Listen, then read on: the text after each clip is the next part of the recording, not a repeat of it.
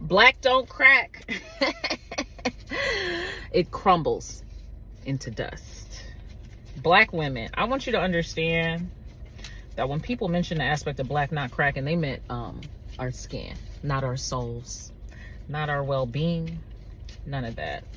I understand where this aspect of black superwoman syndrome comes from. I actually had to go to therapy to kind of get that out of myself as well. Comes from the adultification and dehumanization of black girls, which was used as a tool to support the degradation, the degrading treatment, the genocide, the sex trafficking, the sexual assault of black women. That's where that came from. That whole aspect of feeling like you had no one to ask for help generationally, our grandparents and our great grandparents and aunts and uncles, because we genuinely didn't have anybody to ask for help. And that was by design. We didn't feel safe.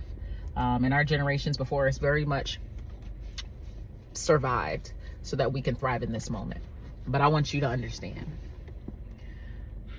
that by isolating yourself, by lacking vulnerability, by being hyper independent instead of independent. And I want to tell you the difference. Independent is self-sufficient. It provides you a level of confidence. It allows you to be assertive within your well-being.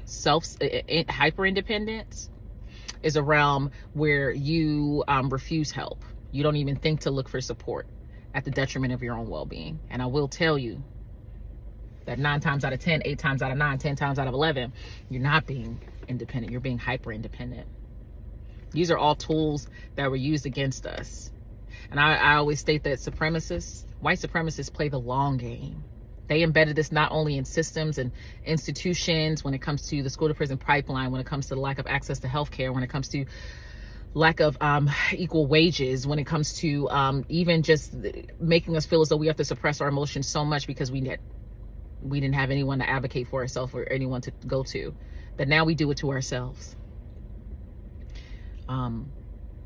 Dehumanization, depriving us of human qualities, adultifying our young girls and telling them to suck it up, expecting them to know more and do more, expecting them to not express their emotions.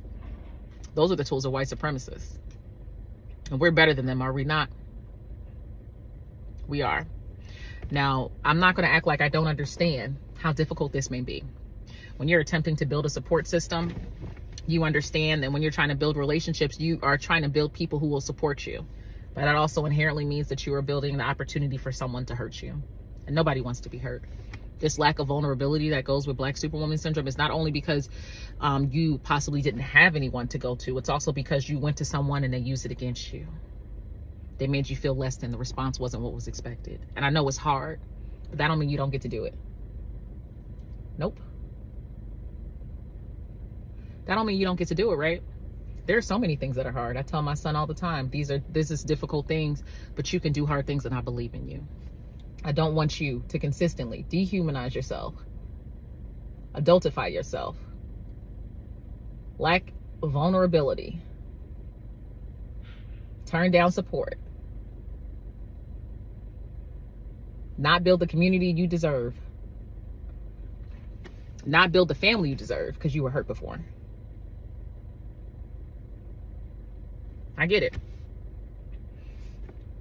But I want you to understand this hyper independence, this isolating yourself, this lack of vulnerability.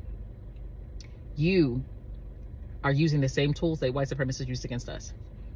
I'm not going to say it's not hard, but I want you to understand that just because it's hard doesn't mean you don't get to do it.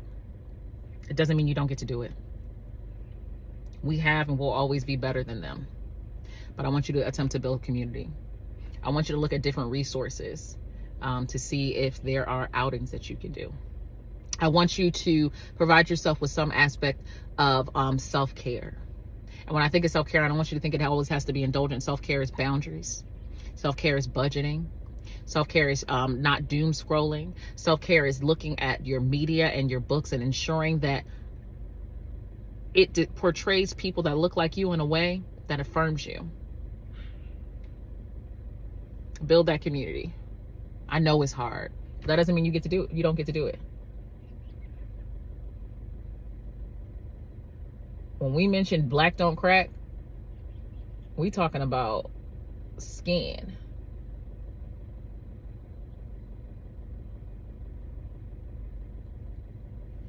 We were never talking about our souls. We were never talking about our spirit. We were never talking about our energy. I know you can do it alone. I know you can do it alone. Why should you have to?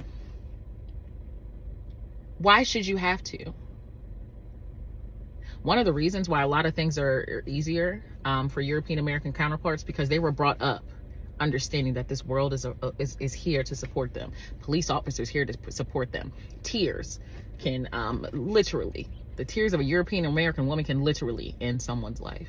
They grow up knowing that no matter what, their voice will be centered, no matter what, they will be heard, no matter what, if they need support, they can just put their arm out and someone will help them. Why should they only have that? Why should they be the only ones who have that? They shouldn't. You can do it. I know you can do it by yourself. I'm telling you, I don't want you to. I'm telling you, this whole farce of black women not supporting black women and black men not supporting black women and non-binary people not supporting black women is false. I said it once and I said it before and I'll say it again. White supremacists always play the long game. These messages are meant to divide us. Don't let them.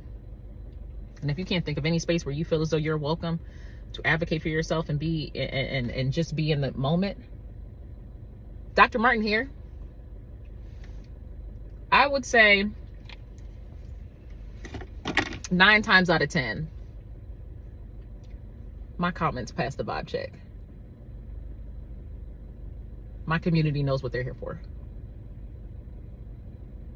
And even though my community isn't all black people, they are people who are trying to support and advocate and learn about black people.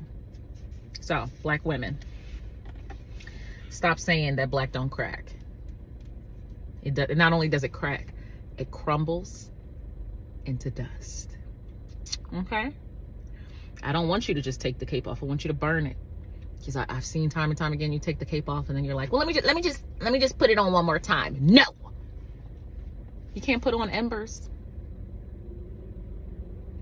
And the first step to taking that cape off, the first step to humanizing yourself, the first step to self-care is acknowledging that this is something that you're struggling with.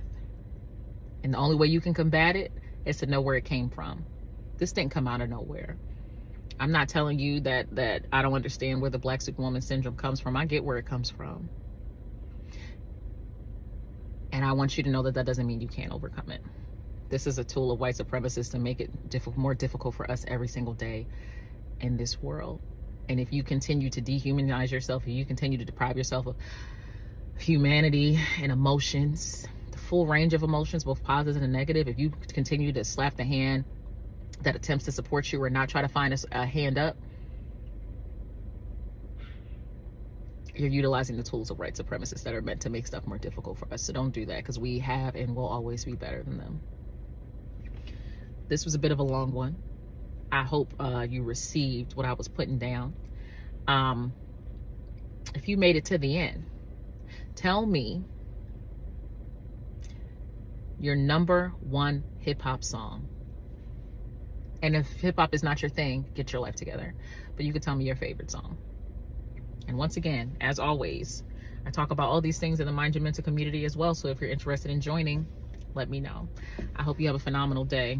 Earrings are by Rashida Girl. Lip, as always, by Lip Bar.